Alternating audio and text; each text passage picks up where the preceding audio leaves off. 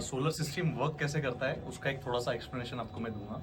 तो जो अभी हमने सोलर पैनल्स लगाए हैं वो सोलर पैनल्स है मोनोपर के हाफ कट सेल वाले सोलर पैनल्स 530 वॉट्स के। तो बेसिकली ये होता है कि जब सनलाइट इसके ऊपर सोलर पैनल्स पे गिरती है तो सोलर एनर्जी जो बोलते हैं वो जनरेट होती है डीसी करंट के फॉर्म में।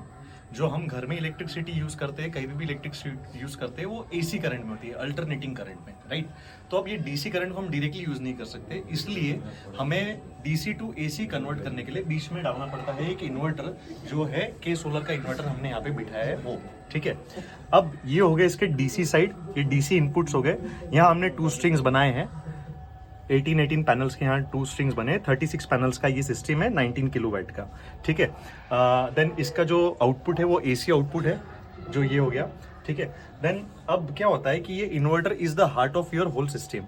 ये हार्ट हमारा कभी भी इसके ऊपर कोई प्रेशर नहीं आना चाहिए, इसको कोई नुकसान नहीं पहुंचना चाहिए, इसलिए हम एक साइड लगाते हैं डीसी साइड प्रोटेक्शन लगाते हैं, दूसरी साइड हम लगाते हैं एसी साइड प्रोटेक्शन, ताकि कभी डीसी सर्ज अगर हो तो वो यहाँ से डीसी साइड से ट्रिप हो जाए, इन्वर्टर को नुकसान ना पहुंचाए। दूसरी साइड लगाते हैं हम एसी साइड प्रोटेक्शन, अगर एसी साइड कुछ सर्ज आता है, कुछ प्रॉब्लम आता है तो वो यहीं ट्रिप हो जाएगा, इन्वर्टर तक वो प्रॉब्लम नहीं पहुंचेगा। तो ये 2 प्रोटेक्शन हमने यहाँ लगाया है। इसका केबल जो है नीचे आपके गया है सीधा आपके मीटर पे। अब पहले ऐसा है कि नेट मीटरिंग का कंसेप्ट ऐसा है कि हम पहले यूनिडायरेक्शनल मीटर हमें मिलता था, जिसमें सिर्फ इंपोर्ट फैसिलिटी होता था, हम MSEDCL से इलेक्ट्रिसिटी इंपोर्ट कर सकते थे। सोलर लगने के बाद में अभी ये है कि सोलर जो आपकी इलेक्ट्रिसिटी है वो दिन की तो जनरेट कर ही रहा है, बट उसके साथ साथ में रात की भी वो इलेक्ट्रिसिटी मॉर्निंग में ही जनरेट करके रख रहा है। तो अब जो एक्स्ट्रा जनरेटेड इलेक्ट्रिसिटी जो रात की हमने जनरेट करी है वो यूनिडायरेक्शनल अगर मीटर रहता था तो वो उल्टा घूम के हमें ज़्यादा बिल देती थी, बट अभी हमने वो चेंज करके वहाँ डाला है बाई डायरेक्शनल मीटर, जिसे बोलते हैं अपन नेट मीटर। इसमें दोनों फैसिलिटीज रहती है, एक्सपोर्ट की और इम्पोर्ट की। जब कभी भी आपका जनरेशन ज़्यादा रहेगा कंपेयर टू आपके लोड से, तो वो टाइम में जो हमारी एक्स्ट्रा इलेक्ट्रिसिटी है वो चले जाएगी टुवर्ड्स ग्रिड। तो सपोज अगर हमारा सोलर जनरेट कर रहा है 100 यूनिट्स पर डे और हमारा उस दिन का कंजम्पशन है 50 यूनिट्स पर डे, तो 50 यूनिट्स जो है हमारे वो एक्सपोर्ट होके MSEDCL के पास में जाके वो बैंक हो जाएंगे।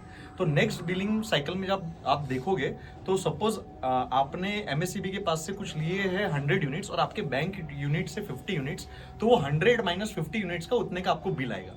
इन केस हमारा कभी ये चीज़ क्या बोलते हैं जनरेशन हमेशा ज़्यादा ही रहता है, तो at the end of financial year and, जिसको हम बोलेंगे 31 मार्च, उस दिन अगर हमारे बैंक यूनिट समझो 200 यूनिट्स 300 यूनिट्स जो भी रहते हैं, तो MSEDCL उसका जो है 300 यूनिट्स इंटू 3 रुपीज़ पर यूनिट्स के हिसाब से 900 रुपीज़ हमें अप्रैल के मंथ के बिल में उतना 900 रुपीज़ माइनस करके वो सीधा दे देता है। और अगर ये वापिस से नेक्स्ट साइकिल तक वो उसको directly unit to unit minus कर देता है, और ये फाइनेंशियल ईयर एंड के बाद में वो 3 रुपीज़ पर यूनिट के हिसाब से उतना जो भी रुपीज़ आ रही है उतना माइनस करके आपको बिल में दे देता है। वो इस तरीके से सोलर सिस्टम पूरा वर्क करता है। वे हमारा पूरा प्लांट का टोटल प्लांट का कैपेसिटी आपका है 72 किलोवाट, जहाँ पे हमने यहाँ 19 किलोवाट का एक सिस्टम डाला है, 19 किलोवाट का दूसरा सिस्टम डाला है, तीसरा सिस्टम हमने डाला है A बिल्डिंग पे जो भी वो भी 19 किलोवाट है, और D बिल्डिंग पे आपका सिस्टम है 15 किलोवाट का। जो D बिल्डिंग का सिस्टम है वो आपका B बिल्डिंग हो गया, C बिल्डिंग हो गया और D बिल्डिंग हो गया। इन तीनों का जो भी कॉमन लोड आ रहा है वो उस सिस्टम से आपको उसका बेनिफिट मिलेगा। और यहाँ जो हमने 2 सिस्टम्स डाले हैं ये आपके जो कॉमन यूटिलिटी है, जैसे कि वाटर पंप्स हो गए, बोरवेल का हो गया, देन आपके आउटर के स्ट्रीट लाइट्स हो गए, वो ये दोनों हमने वो मीटर्स के ऊपर डाले हैं, इनका लोड जो है। देन जो आपका A बिल्डिंग हो गया वो A का खुद का अपना लोड है, तो वो हमने वहाँ पे उसका लोड वहीं रखा है। नीचे के जो मीटर्स है वो कैसे कनेक्ट किया? नीचे के पहले टोटल 10 मीटर्स आपके थे, तो अभी वो 10 मीटर्स को हमने 4 मीटर्स में क्लस्टर कर दिया है। तो जैसा मैंने आपको बताया यूटिलिटी पे हमने 20 किलोवाट रखा है, 19 किलोवाट के उसको इन्वर्टर्स लगाए हैं, और हमने 19 किलोवाट जो है आपका C बिल्डिंग के नीचे जो मीटर है उस पर रखा है लोड, और A बिल्डिंग पे हमने आपका 15 किलोवाट का लोड रखा है। एक्सपेंशन के लिए अपने पास में कितनी जगह है? एक्सपेंशन के लिए स्कोप अपने पास में अभी हमने इन्वर्टर्स जो है 2020 के डाले, बट 19 हर एक पे लोड लिया है। इस पे ऑलरेडी हम 20% और एक्स्ट्रा लोडिंग कर सकते हैं। सो 1-1 किलोवाट तो आपको हर एक इसमें मिल रहा है, मतलब 5 किलोवाट और एक मतलब 8 किलोवाट का तो ऑलरेडी जितना कंपनी बोल रही है 20 किलोवाट By the उतना books, by the by the books. Books वो 8 किलोवाट का तो आपको मिल ही रहा है प्रोविजन, उसके साथ में आप इसके ऊपर और 20% लोडिंग अलग से कर सकते हो। और हमने एक्स्ट्रा स्पेस भी छोड़ा है, फैब्रिकेशन में ऑलरेडी स्ट्रक्चर करके रखा है कि इन केस अगर आपका कुछ कंजम्पशन बढ़ जाता है कभी, या फिर आपका जनरेशन कभी कुछ कम हो जाता है, तो वो केस में आप डायरेक्टली बस यहाँ पे पैनल्स इंस्टॉल कर दोगे और इसमें अटैच कर दोगे, तो आपका वो प्रोडक्शन उसका भी चालू हो जाएगा मिलना ज़्यादा। तो ये वो लाइट का इंडिकेशन और यूनिट कैसे ये चेक करते हो? हाँ राइट, अभी ये इसका एक इंफॉर्मेशन बटन है, इस पे जब आप क्लिक करोगे अभी आपको दिख रहा है 3959 वॉट्स के हिसाब से ये जनरेट कर रहा है। इसका सिस्टम का कैपेसिटी 19 किलोवाट, मतलब ये मैक्सिमम 19,000 वॉट तक के फेवरेबल कंडीशन में अचीव करेगा पावर। ये जो वोल्टेज अभी चल रहा है इस हिसाब से पर सेकंड जनरेशन कर रहा है, ठीक है। देन आज का जो है अभी तक 58 यूनिट जो है ये इन्वर्टर ने बना दिए हैं, 58 यूनिट्स, ठीक है। देन अभी तक के टोटल इसने 557 यूनिट्स, जब से ये चालू हुआ है तब से अभी तक 557 यूनिट्स इसने जनरेट किए हैं, ठीक है। तो ये टोटल दिखता है, हर डे का दिखता है, हाँ यस। देन नेक्स्ट इन्वर्टर पे हम आएंगे एक बार, यहाँ देखेंगे आप तो यहाँ पे 4500 वॉट के हिसाब से पावर जनरेशन अभी हो रहा है। मैक्सिमम इसका 20,000 वॉट तक के ये अचीव करेगा फेवरेबल कंडीशंस में, ठीक है। अभी इसका अगर हम देखते हैं तो इसका जनरेशन अभी तक का है 68 यूनिट्स, हाँ अभी तक का, अभी टोटल और टोटल इसका अभी तक जनरेशन हुआ है 637। सॉरी हाँ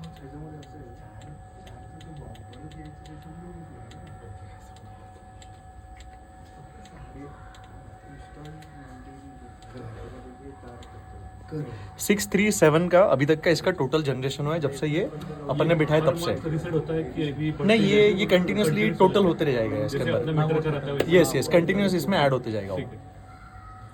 तो मोबाइल ऐप में भी इसका मोबाइल ऐप एक मिनट में दिखाता हूँ मोबाइल ऐप। हाँ, और एक ये इंडिकेशन जो है ये हाँ कैसे मतलब इसको क्या इसका ये क्या RGB इंडिकेशन है। अगर इसमें का कोई भी अगर एक आपका लाइट बंद होता है, हाँ। मतलब कोई भी एक फेज में आपका प्रॉब्लम आया है, ओके। कोई भी अगर तीनों भी लाइट बंद होते हैं तो कुछ ना कुछ यहाँ प्रॉब्लम हुआ है AC साइड में, तो वो टाइम पे आपको कुछ नहीं ये बंद होते हैं तो मुझे आपको फोन करके बोलना है कि मतलब ये लाइट्स बंद हो तीनों गए लाइट हैं। चालू रहनी चाहिए। हाँ तीनों लाइट चालू रहे, एक भी बंद होता है तो आपको मुझे फोन करके बताना ठीक है। तो मतलब कहीं ना कहीं कुछ ना कुछ प्रॉब्लम हुआ problem है, है। हो सकता है कोई फ्यूज उड़ गया होगा, या हो सकता है कुछ सजा नहीं कारण ये ट्रिप हो गया होगा नीचे में, ये चीज हो सकता है। तो ये आपको फिजिकली करना पड़ेगा। ये एप्लीकेशन तो ऑलरेडी हमने ये जो लाइट्स है उसका मॉनिटरिंग भी, क्योंकि ये 3 फेज राइट, इसका मॉनिटरिंग भी आप ऐप में होगा या फिर नहीं, इसका मॉनिटरिंग नहीं होगा, बट अगर ये एक लाइट भी बंद हुआ तो आपका जनरेशन बंद हो जाएगा।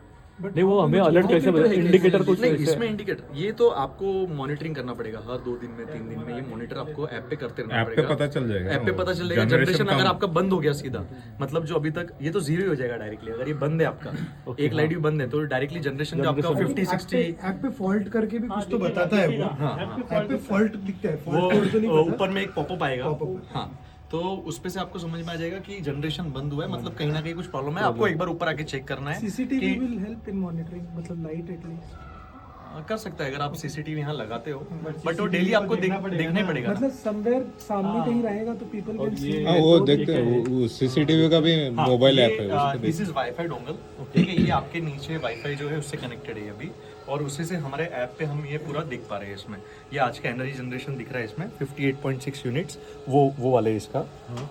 देन अगर टोटल में पूरा देखूँ ओवरव्यू, तो पूरा ओवरव्यू का भी इसमें आता है। ये प्लांट्स है, जैसे कि ये इसमें हाँ राइट, ये 02 मतलब ये इन्वर्टर 02 वाला ये इन्वर्टर है। देन 03 वो ये वाला इन्वर्टर है 03 वाला। 1 और 4 अभी कॉन्फ़िगरेशन करने के बाकी है ऐप पे, वो वैसे चालू है वहाँ पे, बट ऐप पे बाकी सिस्टम चल रहा है, सिस्टम चल रहा है। But the network is not connected. हाँ राइट, अभी सो ये कम्युनिटी ये ग्रीन और ये रेड हाँ वो उससे नहीं, वो जैसे एक सिंबल है उनके अलग अलग, और कुछ नहीं। तो एक 68 यूनिट जो अभी हमने यहाँ चेक किया था वो 68 यूनिट, और 58 यूनिट वो उधर वाला दिखा रहा है। इसका ओवरऑल ओवरव्यू देखना है अगर हमें, तो ये ओवरऑल ओवरव्यू दिखता है इसमें 2 इन्वर्टर्स का। तो 2 इन्वर्टर ने जो है अभी तक के टोटल 1194 यूनिट जनरेट किए हैं, और इनकम अगर हम देखें तो 19,701 का ये 2 इन्वर्टर से हमारा अभी तक उतना इनकम बचत हुआ है, सेव हुआ है, ठीक है। वो ये डाला है। रुपीज में रुपीज़ में 19,701।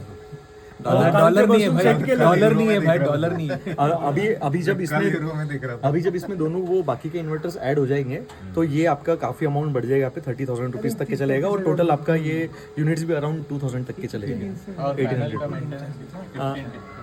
15 डेज में मेंटेनेंस करना चाहिए डिपेंडिंग ऑन द डस्ट। अगर यहाँ पे डस्ट समझो ज़्यादा हो रहा है, ज़्यादा डस्ट आ रहा है, तो मैं ये बोलूँगा कि आप 10 डेज के अंदर उसको करो क्लीनिंग जो है उसका। बट अगर डस्ट इतना नहीं है तो 15 डेज में भी चलता है। अभी थोड़ा डस्ट होगा क्योंकि यहाँ पे एक प्रोजेक्ट चल रहा है ये बिल्डिंग साइड में। डस्ट तो रहता ही है, वैसे भी रहता ही है।